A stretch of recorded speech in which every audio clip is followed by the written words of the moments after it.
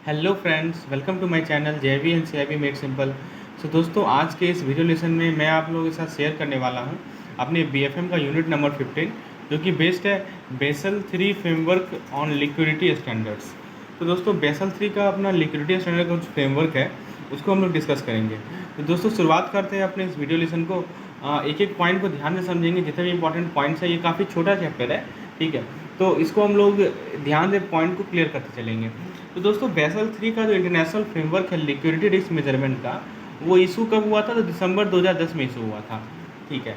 इसमें बेसल के कमेटी ने 2 मिनिमम स्टैंडर्ड को प्रिस्क्राइब किया। वो 2 मिनिमम स्टैंडर्ड क्या है? पहला है लिक्विडिटी कवरेज रेशियो, शॉर्ट में उसे एलसीआर कहते हैं, और दूसरा है हमारा नेट स्टेबल फंडिंग रेशियो, इस शॉर्ट में उसे एनएसएफआर कहते हैं, ताकि हम लोग लिक्विडिटी को फंड कर सकें।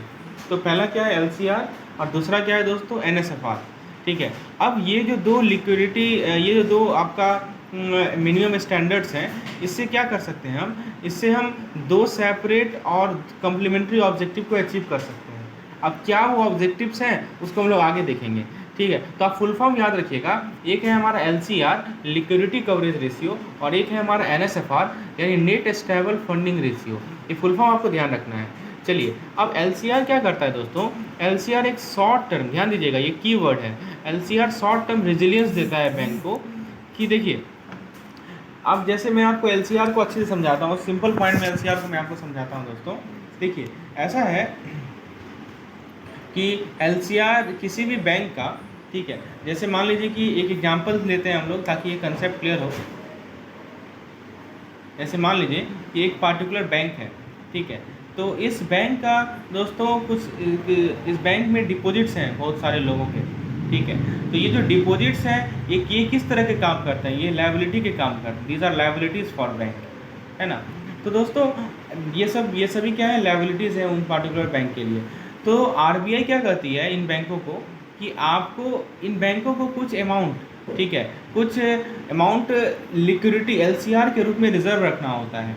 कि यदि मान लीजिए कोई एडवर्स सिचुएशन आ जाए, ठीक है, तो इनके पास एटलीस्ट 1 महीना का, इनके पास 1 महीना का रिजर्व हो, ताकि 1 महीना तक जो है, यदि एडवर्स सिचुएशन आ जाए, लिक्विडिटी, मान लीजिए कि कुछ ऐसा लिक्विडिटी वाला ये बैंक्रप्सी वाला सिचुएशन आ जाए, तो उनके पास 1 महीना का डिपॉजिट होना चाहिए, ताकि जो डिपॉजिटर हैं उनके पैसा को वो लौटा सके, ठीक है। तो ये जो जितने भी बैंक्स हैं, तो उनको एक अमाउंट, एक सर्टेन अमाउंट को अपने पास रखना होता है, इसे हम लोग एलसीआर कहते हैं, ठीक है, लिक्विडिटी कवरेज रेशियो कहते हैं। अब दोस्तों, आप ये बताइए कि हर एक बैंकों का एलसीआर अलग होगा या सेम होगा?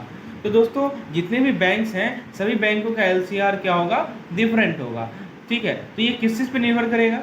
क्योंकि देखिए, इसका कारण क्या है एलसीआर डिफरेंट होने का? क्योंकि देखिए दोस्तों कि ऑब्लिगेशन हर एक बैंक का अलग अलग है, ठीक है। All bank have different obligations, ठीक है। तो चूंकि सभी बैंकों का ऑब्लिगेशन अलग अलग है, ठीक है, जैसे मैं एग्जांपल ले लूँ, आप एसबीआई का बात कर लें, तो एसबीआई का एलसीआर ज़्यादा होगा। क्यों एसबीआई का एलसीआर ज़्यादा होगा? इसलिए क्योंकि एसबीआई की लायबिलिटी ज़्यादा है, उसमें काफ़ी ज़्यादा डिपॉजिटर्स हैं।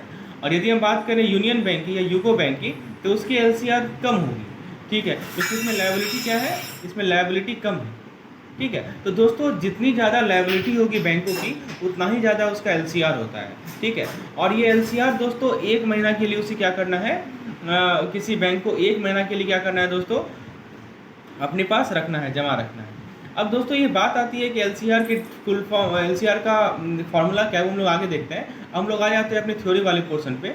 होपफुली एलसीआर का मीनिंग आपको समझ में आ गया होगा। हम लोग थोड़ा सा इसमें थ्योरी देखते हैं दोस्तों। देखिए, मैंने क्या बताया कि एलसीआर एक तरह का शॉर्ट टर्म रेजिलियंस मिलता है बैंक को, कि वो लिक्विडिटी डिसरप्शन को सह सके, ठीक है, रेजिलियंस कर सके, by insuring that they have sufficient high quality liquid assets, short में एचक्यूएलए कहते हैं। तो तीसरा फुल फॉर्म जो क्वेश्चन राइज हो सकता है इस पार्टिकुलर चैप्टर से, वो हो सकता है एचक्यूएलए का, ठीक है। एचक्यूएलए क्या होता है दोस्तों? High quality liquid asset. तो आखिर किसी भी बैंक को एचक्यूएलए की रिक्वायरमेंट क्यों होती है? तो कोई मान लीजिए कि कोई स्ट्रेस सिनेरियो आ गया जो कि एटलीस्ट 30 दिन तक लास्ट करे, उसको वो सर्वाइव कर पाए, ठीक है। ऐसा नहीं हो कि उसके पास लिक्विडिटी ही नहीं हो कि अपने डिपॉजिटर को वो पैसा ना दे सके। तो एलसीआर का यही फंक्शन है। तो आपको समझ में आ गया शॉर्ट में कि एलसीआर क्या करता है? हाँ, अब हम लोग बात करते हैं एनएसएफआर की। एनएसएफआर है हमारा नेट स्टेबल फंडिंग रेशियो।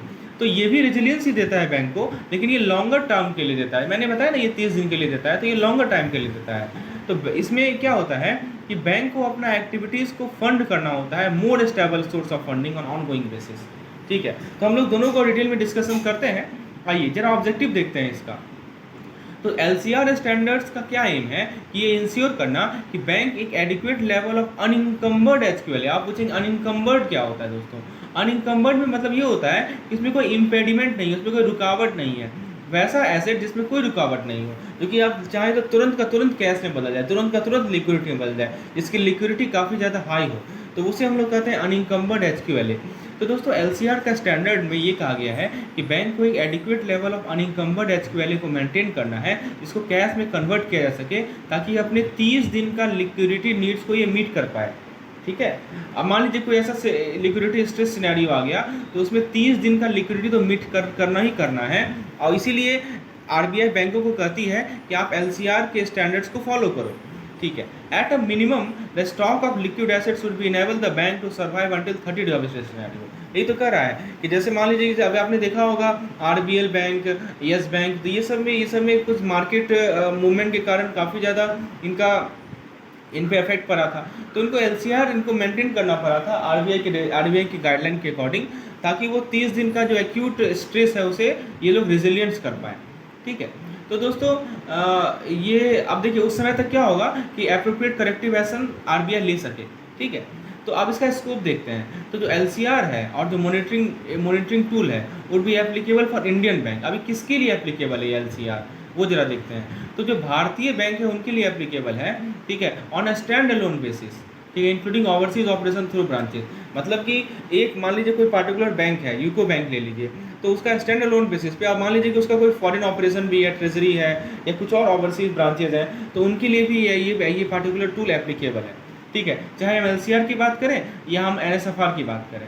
उसके बाद यदि मान लीजिए कोई फॉरेन बैंक है, वो उसको उनका ब्रांच यदि भारत में है, तो उनके लिए भी LCR को मेंटेन करना रिक्वायरमेंट है, ये आपका रिक्वायरमेंट है। तो ये सब क्वेश्चन ध्यान दीजिएगा, यहाँ से क्वेश्चन पूछा जाएगा। तो LCR के लिए किसको उसको मेंटेन करना है? कोई भी फॉरेन बैंक जो कि भारत में ऑपरेट कर रही है, ठीक है, तो वो स्टैंड अलोन बेसिस पे उन्हें भी इस चीज़ को मेंटेन करना है। अब दोस्तों हम लोग LCR को डिटेल में थोड़ा पढ़ते हैं। LCR को कैसे कंप्यूट करते हैं दोस्तों? तो देखिए ये बेसिकली एक रेशियो है।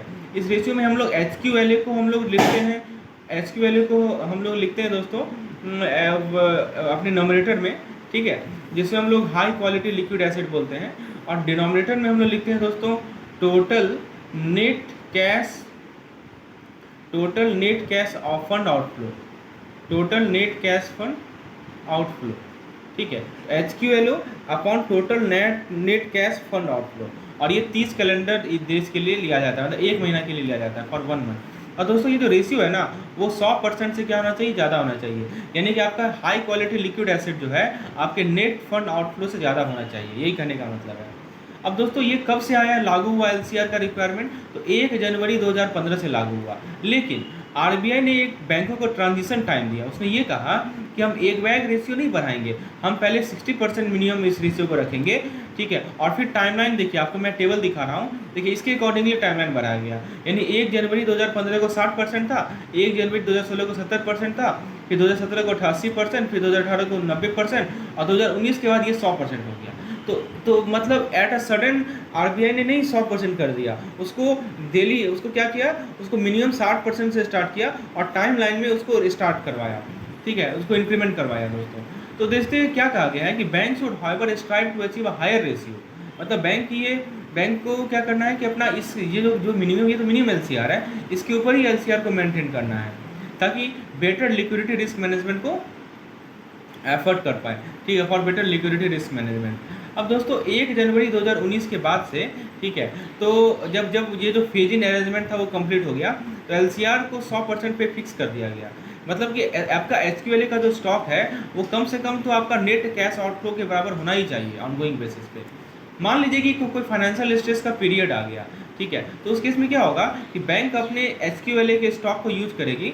ठीक है, और ऑब्वियस सी बात है कि HQLA के स्टॉक को यूज करेगी तो जो LCR का जो रेशियो है वो घटेगा। सिंपल सी बात है ना दोस्तों।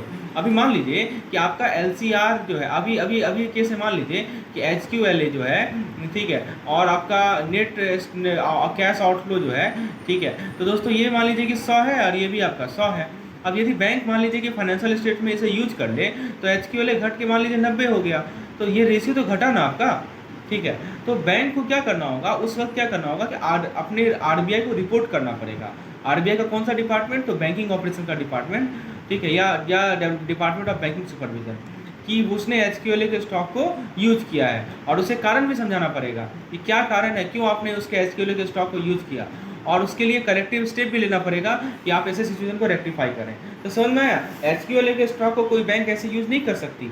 जब भी कोई फाइनेंशियल स्ट्रेस आएगा, तो यदि मान लीजिए कि वैसे केस में HQLA के स्टॉक को बैंक यूज कर रही है, तो पहले उसे RBI को रिपोर्ट करना पड़ेगा, ठीक है, और फिर उसे कारण समझाना पड़ेगा कि क्यों मैं HQLA के स्टॉक को यूज कर रहा हूँ, और साथ ही साथ करेक्टिव स्टेप भी लेना पड़ेगा ताकि ऐसे सिचुएशन को हम लोग रेक्टिफाई कर सकें। मतलब ऐसा सिचुएशन आया ही नहीं कि हम HQLA के स्टॉक को यूज करें। अब दोस्तों ये प्रश्न आती है कि HQLA के अंदर कौन कौन सा एसेट आता है। तो सबसे पहली बात कि इसके अंदर वैसा लिक्विड एसेट आएगा इसका हाई क्वालिटी एसेट है, और जिसको आप तुरंत का तुरंत सोल बेच सकते हैं, और या तुरंत का तुरंत आप कोलेट्रल की तरह यूज कर सकते हैं ताकि आप फंड को ऑब्टेन कर सकें in range of stress scenario. अब आप खुद बताइए दोस्तों, जब ऐसा स्ट्रेस सिनेरियो आ जाएगा, ठीक है, तो उस केस में आपकी क्या रिक्वायरमेंट होगी कि आपके पास जो भी HQL है वो तुरंत का तुरंत कैश में अवेलेबल हो जाए, ठीक है, ताकि आप इस सिचुएशन को मिटिगेट कर सकें। तो ये इसके लिए कंडीशन क्या है कि अनइंकम्बर्ड होना चाहिए। अनइंकम्बर्ड का मतलब क्या हुआ, कोई इस पर लीगल या इम्पेडिमेंट नहीं होना चाहिए, कोई रेगुलेटरी इम्पेडिमेंट नहीं होना चाहिए, या कोई ऑपरेशनल इम्पेडिमेंट नहीं होना चाहिए, ठीक है। ये बहुत बड़ा कंडीशन है किसी भी HQLA के लिए।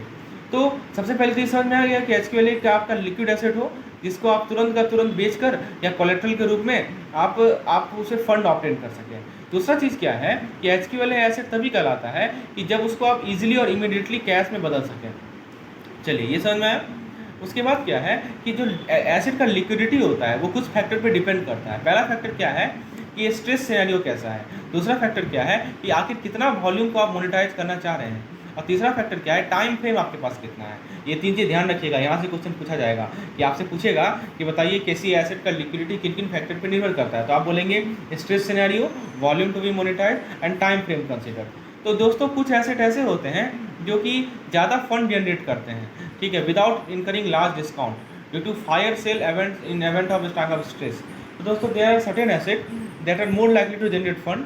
ऑब्वियस सी बात है कुछ एसेट ज़्यादा फंड जनरेट करेंगे, ठीक है। और दोस्तों यदि हम एसेट को कैटेगराइज करें HQLA के एसेट को, तो दो तरह के एसेट होते हैं, एक होते हैं लेवल 1 एसेट और एक होते हैं हमारे लेवल 2 एसेट। तो लेवल 1 एसेट में कैश आते हैं और या कैश के इक्विवेलेंट आते हैं दोस्तों, ठीक है, और उन पे कोई हेयर कट अप्लाई नहीं होता है। ये ध्यान दीजिएगा, हेयर कट में का कंसेप्ट मैंने समझाया है अपने BFM के यूनिट 10 में, ठीक है। तो लेवल 1 एसेट में कोई हेयर कट अप्लाई नहीं होता है, इसके अंदर आपके कैश आएंगे या कैश के इक्विवेलेंट आएंगे। यदि हम लेवल 2 एसेट की बात करें तो लेवल 2 एसेट को फर्दर दो पार्ट में डिवाइड कर दिया गया है, ठीक है। एक है हमारा लेवल 2A, ठीक है, और एक है दोस्तों हमारा, और लेवल 2 में 15% हेयर कट है, ठीक है, और एक है लेवल 2B। लेवल 2A क्या होता है कि उसका लिक्विडिटी कम होता है और इसीलिए 15% का हेयर कट डाला गया है ताकि इस एसेट को आप कैश में बदल सकें। और दोस्तों यदि हम लेवल 2B की बात करें तो इस केस में इसका एसेट इन सभी एसेट का कैश में कन्वर्जन बहुत ज़्यादा डिफिकल्ट है, इसलिए 50% हेयर कट यहाँ पे लगाया गया है। तो दोस्तों देखिए ये चीज़ ध्यान में रखना है कि 2A वाले में 15% और 2B वाले में 50% हेयर कट, ठीक है। तो ये लेवल 1 और लेवल 2 आप ध्यान रखेंगे कि लेवल 1 में आपका क्या आता है, कैश या कैश इक्विवेलेंट आता है, इस पर कोई हेयर कट नहीं लगता। लेवल 2 में दो पार्ट है, 2A और 2B। 2A वाला लेस लिक्विड होता है इसलिए 15% हेयर कट, और 2B वाला मोर लिक्विड होता है 15। दोस्तों यदि आप हेयर कट के कंसेप्ट को समझना चाहते हैं तो मैं लिंक में आपको डिस्क्रिप्शन में एक लिंक देता हूं दोस्तों, उसमें वीडियो को जाकर देखिए, हेयर कट को अच्छे से समझ जाइएगा कि हेयर कट आखिर क्यों लगाते हैं, क्यों हम किसी पार्टिकुलर लिक्विड एसेट को लिक्विडिटी में कैश में कन्वर्ट करने के लिए हेयर कट लगाते हैं दोस्तों। अच्छा देखिए, बैंक जो है 1 जनवरी 2015 के बाद से उनको परमिशन दी गई है कि वो लिक्विडिटी फैसिलिटी अवेल कर सकें अगेंस्ट सच सिक्योरिटी अंडर ए स्पेशल फैसिलिटी। तो देखिए 2015 के बाद ये आया, उस फैसिलिटी का नाम है FALLCR, facility to avail liquidity for liquidity coverage ratio, ठीक है। अब आप पूछेंगे कि आखिर कौन कौन से ऐसे सिक्योरिटीज़ हैं। तो दोस्तों देखिए इसके लिए FALLCR के अंदर बैंकों को यदि लिक्विडिटी कवरेज रेशियो मेंटेन करना है तो उसके लिए कुछ एलिजिबिलिटी क्राइटेरिया है। क्या एलिजिबिलिटी क्राइटेरिया है कि बैंक को अपना एक डिक्लेरेशन देना पड़ेगा कि उन्होंने अपने अदर HQLA को एग्जॉस्ट कर लिया है, तब वो जाके FALLCR को अवेल कर सकते हैं, ठीक है। अब टेनर क्या है, this facility can be availed और rolled over up to maximum period of 90 days, यानी 90 दिन मैक्सिमम का ये FALLCR मिल सकता है। दोस्तों देखिए ऐसा था, कंडीशन कुछ ऐसा हो रहा था कि मान लीजिए कि जो हमारे पास HQLA हैं, ठीक है, तो HQLA का ही एक टाइप है FLCR, लेकिन बाकी HQLA को पहले बैंक को क्या करना पड़ेगा, यूज करना पड़ेगा, और तब जाके FLCR उन्हें मिलेगा। ठीक है, तो एक तरह से कुशन की तरह काम करता है ये। ठीक है, और इसमें हेयर कट कितना है, तो लिक्विडिटी अगेंस्ट सिक्योरिटी अंडर जो भी सिक्योरिटीज FLCR के अंदर हैं, ठीक है, उसमें अप्लाइंग हेयर कट अप्लाई करने के बाद ही उन्हें मिलेगा। और फैसिलिटी रेट क्या है, अब देखिए मुफ्त का तो मिलेगा नहीं, तो रेट ऑफ इंटरेस्ट लगेगा, तो 200 BPS 200 बेसिस पॉइंट स्केल मैंने बताया है दोस्तों। BPS का कंसेप्ट आपको मार्केट रिस्क वाले टॉपिक में जाइए, और मैंने बेसिस पॉइंट स्केल का कंसेप्ट समझाया है। तो 200 BPS above the prevailing LA of repo rate up to period 90 days और आर डिसाइडेड बाय RBI। तो या तो RBI डिसाइड करेगी, नहीं तो आपका जो भी liquidity adjustment facility repo rate है उससे 200 BPS के ऊपर के रेट पर ये पार्टिकुलर आपका FALCR बैंकों को दी जाती है। ठीक है, ये ध्यान रखिएगा। उसके बाद दोस्तों हम लोग कुछ लिक्विडिटी रिस्क के मॉनिटरिंग टूल को देते हैं। तो 5 मॉनिटरिंग टूल हैं। ठीक है, there are 5 monitoring tool for this liquidity ratio. तो 5 मॉनिटरिंग टूल कौन कौन से हैं, ठीक है, ताकि बैंक अपने लिक्विडिटी पोजीशन को बेटर मॉनिटर कर पाए, इसके लिए 5 ये हैं आपके।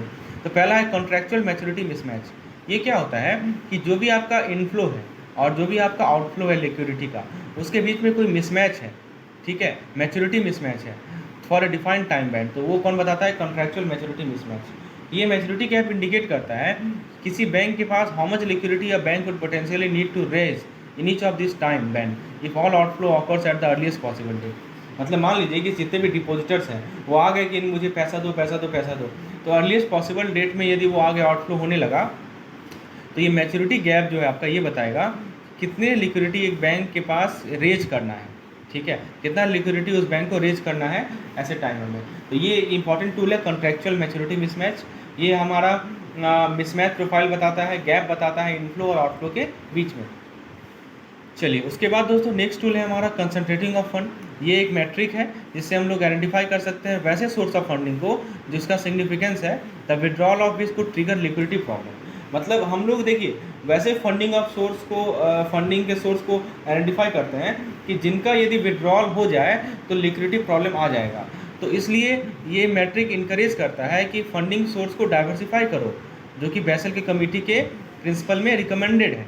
ठीक है, और ये मैट्रिक एड्रेस करता है funding concentration of bank by monitoring their funding from each significant counter party, that is significant product. तीसरा जो मॉनिटरिंग टूल है वो है अवेलेबल अनइंकम्बर्ड एसेट। तो ये सुपरवाइजर को एक डाटा प्रोवाइड करता है क्वांटिटी से रिलेटेड, की कैरेक्टरिस्टिक्स से रिलेटेड बैंक का अवेलेबल अनइंकम्बर्ड एसेट। अनइंकम्बर्ड एसेट का मतलब वैसा एसेट जिसमें कोई इम्पेडिमेंट नहीं हो, जिसमें कोई लीगल आपका रेगुलेटरी ये सब कोई इम्पेडिमेंट नहीं हो, ठीक है, या कोई ऑपरेशनल इम्पेडिमेंट नहीं हो। और इन सभी एसेट का पोटेंशियल होता है कि आप कोलेटरल की तरह यूज़ कर सकते हैं एडिशनल सिक्योर्ड फंडिंग में, सेकेंडरी मार्केट में। इसके बाद दोस्तों जो थर्ड है हमारा, 4th नंबर है, वो है LCR by significant currency. While the LCR standard is required to emit in one single currency, in order to better capture potential currency mismatch, the LCR in significance need to be monitored। मतलब हर एक currency में आप LCR को monitor कीजिए, ठीक है, क्योंकि LCR को करना वैसे कहा गया है कि आप एक ही करेंसी में उसे आप मीट करेंगे, लेकिन अच्छा पोटेंशियल करेंसी मिसमैच को कैप्चर करने के लिए आपको क्या करना है कि जितने भी करेंसीज हैं सभी में LCR को आप क्या कीजिए, मेज़र कीजिए। ठीक है, फिर है मार्केट रिलेटिंग मॉनिटरिंग टूल, उसके अंदर हाई फ्रीक्वेंसी मार्केट डाटा आता है जो कि अर्ली वार्निंग इंडिकेटर होता है मॉनिटरिंग पोटेंशियल लिक्विडिटी। तो दोस्तों ये सभी इंडिकेटर्स हैं जो कि बैंक को बताती हैं कि आपका लिक्विडिटी जो है बहुत ही ख़राब हालत में है, तो आपको अब अपने HQLA को यूज करना है या नहीं यूज करना है। अब LCR का डिस्क्लोजर का नियम क्या है, तो बैंक को क्या करना है कि अपने LCR का डिस्क्लोजर अपने एनुअल फाइनेंशियल स्टेटमेंट में देना है under notes to account starting with financial year ending March 31, 2015। ठीक है, चलिए, तो ये ध्यान रखिएगा कि बैंकों को अपना LCR को डिस्क्लोज करना होता है अपने एनुअल फाइनेंशियल स्टेटमेंट में। उसके बाद in subsequent annual financial statement the disclosure should cover all the 4th quarter of the relevant financial month. ठीक है, तो ईयर, यहाँ पे ईयर लिखा गया है, यहाँ पे ईयर होगा। तो जितने भी एनुअल फाइनेंशियल स्टेटमेंट होंगे तो जितने भी 4 क्वार्टर्स के LCR हैं उन्हें बैंक को डिस्क्लोज करना पड़ेगा। दूसरा टूल था हमारा NSFR, जिसे हम लोग कहते हैं नेट स्टेबल फंडिंग रेशियो। अच्छा दोस्तों, ये जो हमने एसक्यूएल डिस्कस किया, तो एसक्यूएल में क्या क्या आता है मैं फिर से आपको रिकॉल कर दूं। इसके अंदर बॉन्ड्स आएगा, इसके अंदर आपका कैश आएगा, इसके अंदर दोस्तों आपका गोल्ड आएगा, और दोस्तों इसके अंदर आपका डिपॉजिट्स आएगा। ठीक है, तो ये वो डिपॉजिट्स है जो कि आरबीआई के पास बैंकों का है, ये पैसा आदमी वाला डिपॉजिट नहीं है। उसके बाद दोस्तों एनएसएफआर क्या होता है, it promotes medium to long term structure funding of asset and activities of the bank. तो ये तो था हमारा शॉर्ट टर्म का, एलसीआर केवल 30 दिन का है, और एनएसएफआर जो है दोस्तों वो कितने दिन का है, वो है लॉन्ग टर्म्स, वो लगभग आप समझिए कि 1 साल से ऊपर का है, 1 year, greater than 1 year. The objective of NSFR is to ensure that bank maintain a stable funding profile in relation to the composition of their asset of balance sheet. अब एनएसएफआर का फुल फॉर्म याद रखिए, एक है टर्न standard not stable funding ratio. इसमें क्या होता है, इसमें नंबरेटर में हम लोग एएसएफ लिखते हैं यानी अवेलेबल स्टेबल फंडिंग, और डिनोमिनेटर में लिखते हैं रिक्वायर्ड स्टेबल फंडिंग, और इंटू 100 कर लेते हैं तो परसेंटेज निकल जाता है, और ये परसेंटेज 100 से ऊपर होना चाहिए। ठीक है, तो दोस्तों ये था हमारा ये पार्टिकुलर वीडियो का थ्योरी। इसमें मैंने जो जो इंपॉर्टेंट पॉइंट थे वो मैंने आपको समझा दिए। एनएसएफआर को याद रखिएगा लॉन्ग टर्म के लिए होता है, यानी 1 साल से ऊपर के लिए होता है ये रेशियो, और एलसीआर जो होता है आपका शॉर्ट टर्म के लिए होता है। तो इन सभी पॉइंट को ध्यान रखना है आपको, एचक्यूएल का टाइप सब ध्यान रखना है। यदि लेसन पसंद आया हो तो एक लाइक जरूर करें, चैनल को सब्सक्राइब करें, और मैक्सिमम से मैक्सिमम इसे शेयर करें। मिलते हैं हम लोग अपने नेक्स्ट वीडियो में। धन्यवाद।